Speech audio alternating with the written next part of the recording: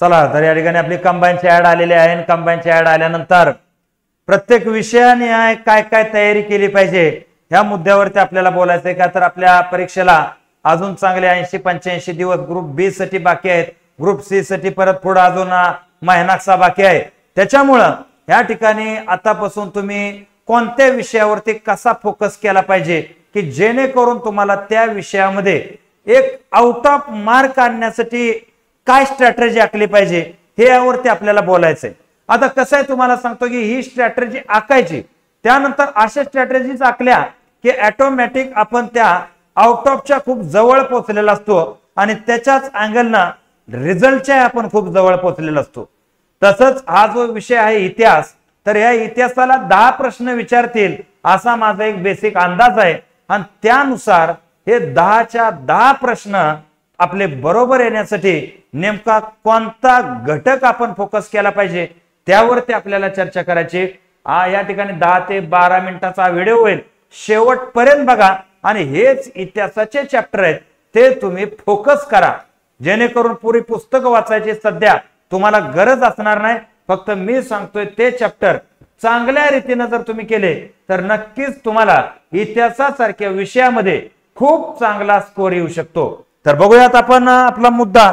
त्याच्या अगोदर एक गोष्ट लक्षात ठेवा की या ठिकाणी आपली ही जी बॅच आहे कंबाईन पूर्वसाठी आपण तयार केलेले 2499 फक्त फीज आहे। त्यामध्ये स्वतः मी आहे, नयन राठोड सर आहेत, एन श्याम सर आहेत, ऋतुराज सर आहेत, विकास सर आहेत, त्यानंतर मंगेश सर आहेत, शरद सर आहेत। अतिशय मातब्बर अशी टीम आहे आणि या टीमच्या माध्यमातून तुम्ही चांगल्या रीतीने पास होऊ शकता हे आपल्याला 100% तुम्हाला इथं आपण सांगू शकतो।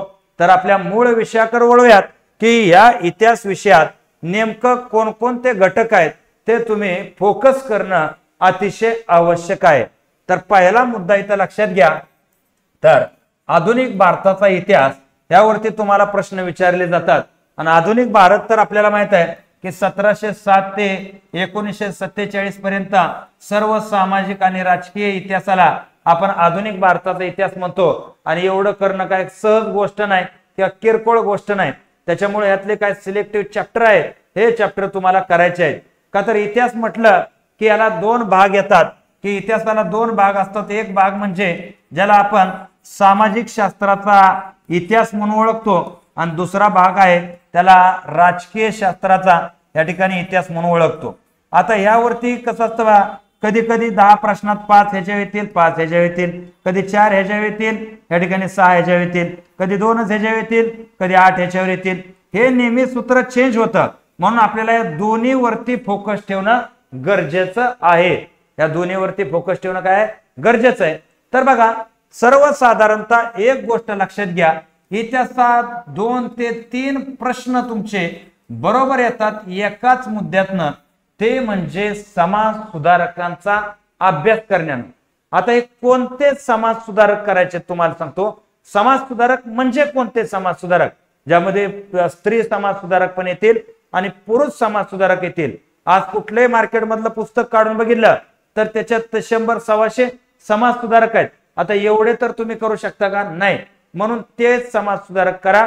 फक्त 11वीचं जे ओल्ड इतिहासाचं पुस्तक आहे ना त्यामध्ये जेवढे समाज सुधारक दिलेले आहेत तेवढे समाज सुधारक तुम्ही करा, त्यामध्ये दिलेले समाज सुधारक करा।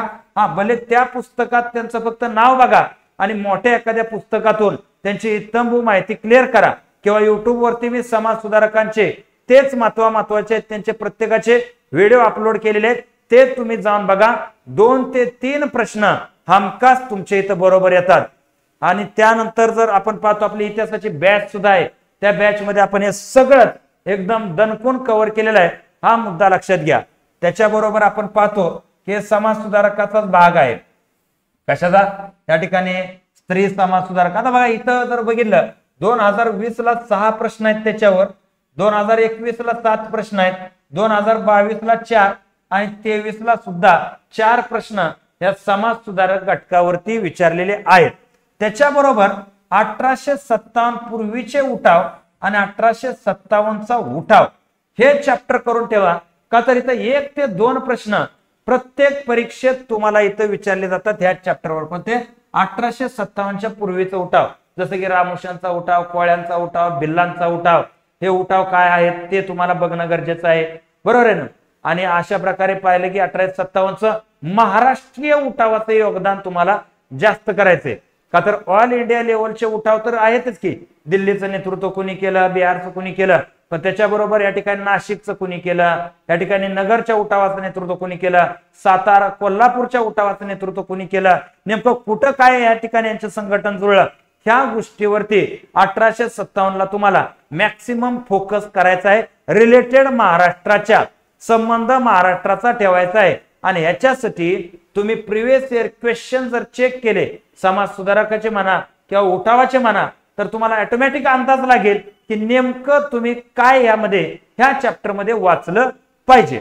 आता त्याच्याबरोबर या ठिकाणी वृत्तपत्रे वगैरे दिलेले आहेत, पण ते समाज सुधारक केले की ऑटोमॅटिक त्यामध्ये वृत्तपत्रे तुमची येऊन जात असतात. नाही, समाज सुधारक चांगलं करा, वृत्तपत्र 1-2 मार्क, त्यानंतर उठाव या ठिकाणी 2-3 मार्क, अशा रीतीनं एवढ्या घटकावर म्हणजे समाज सुधारक 1857च्या अगोदरचा उठाव आणि 1857च्या नंतर 1857चा उठाव, एवढ्यावरती तुमचा कुठल्याही परीक्षेमध्ये 10 पैकी 5 प्रश्न किमान एवढ्यावरती विचारले जातात. आणि उरलेल्या 5 प्रश्नासाठी मग इतिहासाचं या ठिकाणी आपण पाहतो गव्हर्नर, व्हायसराय त्यांच्या काळातल्या काय घटना घडल्या, त्यानंतर आपण पाहतो की काँग्रेसची स्थापना, त्यानंतरचे कायदे 1773 ते 1735 चे कायदे, अशा प्रकारचा हा मुद्दा इथं करा. त्यानंतर गांधीजींचा काळ काय होता, टिळकांचा काळ, म्हणजे काँग्रेस केलं की काँग्रेसचं सगळंच येतं. तुम्हाला माहित आहे की काँग्रेसचा मवाळ कालखंड बघा, टिळक युग बघा, गांधी युग बघा, त्याच्याबरोबर ब्रिटिशांनी केलेले त्यातले कायदे बघा. इतर जास्त काय तुम्हाला इथं अभ्यास करायची गरज नाही.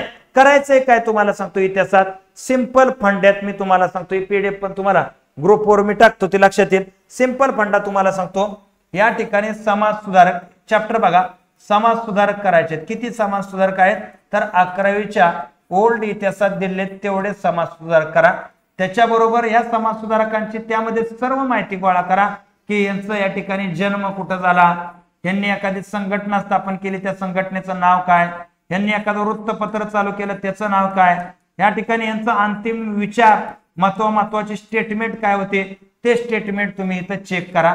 त्याच्याबरोबर तुम्हाला काय बघायचंय की 1857च्या पूर्वी महाराष्ट्रात घडलेले जे उठाव आहेत त्या उठावाच्या संदर्भात बघायचं आहे. 1857चा उठाव महाराष्ट्र रिलेटेड काय होता ते बघायचं आहे. आणि या ठिकाणी 1885ला स्थापन झालेली जी काँग्रेस आहे, या काँग्रेसचा या ठिकाणी जाल युग, मवाळ युग जे आहे, या ठिकाणी गांधी युग, हे सर्व मुद्दे जे आहेत, हे सर्व मुद्दे म्हणजे गांधी युग म्हटलं की असहकार आलं, सविनय कायदेभंग आलं, त्याच्याबरोबर या युगामध्ये हिंदुस्थान रिपब्लिकन असोसिएशन वगैरे आलं. एवढे मुद्दे करा.